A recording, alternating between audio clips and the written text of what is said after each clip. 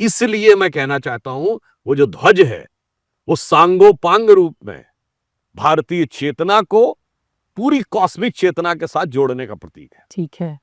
कोविदार वृक्ष का भी हमने कोविदार वृक्ष जो है, जब आप प्रकृति पे, धरती पे आ गए तो प्रकृति का जो सृजन शुरू हुआ, उस सृजन का प्रतीक वो कोविदार वृक्ष।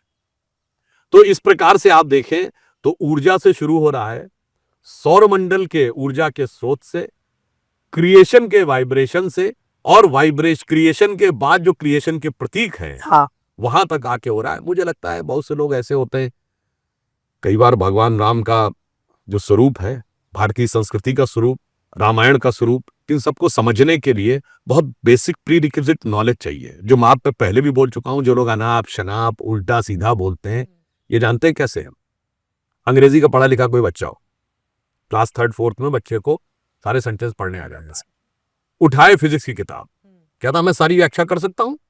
अरे जो इंग्लिश इसमें लिखी वही इंग्लिश इसमें लिखी। नहीं भाई, तुमने फिजिक्स की टेक्नोलॉजी नहीं पढ़ी।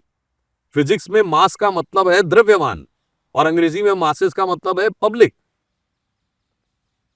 तो इसलिए जो लोग उन प्री रिक्विजिट, जैसे कोई एक इंजीनियरिंग में, मैंने इंजीनियरिंग की किताब के ऊपर व्याख्या करूंगा, फिजिक्स केमिस्ट्री मैथ मैंने नहीं पढ़ी है, मगर इंग्लिश तो पढ़ी। देखो अंग्रेजी की में ही तो लिखी हुई है इंजीनियरिंग की किताब। उसी प्रकार जो कहते हैं मैंने संस्कृत या हिंदी का ये शब्द पढ़ा, आपने संस्कृत की लौकिक व्याकरण पढ़ी, आपने संस्कृत की वैदिक व्याकरण नहीं पढ़ी, आपने उसके बेसिक रेफरेंस नहीं समझे, जैसे मास इनटू एक्सेलरेशन का क्या मतलब है फिजिक्स में, और मास का मतलब क्या है नॉर्मल इंग्लिश में। उस प्रकार समझने के बाद समझ में आएगा।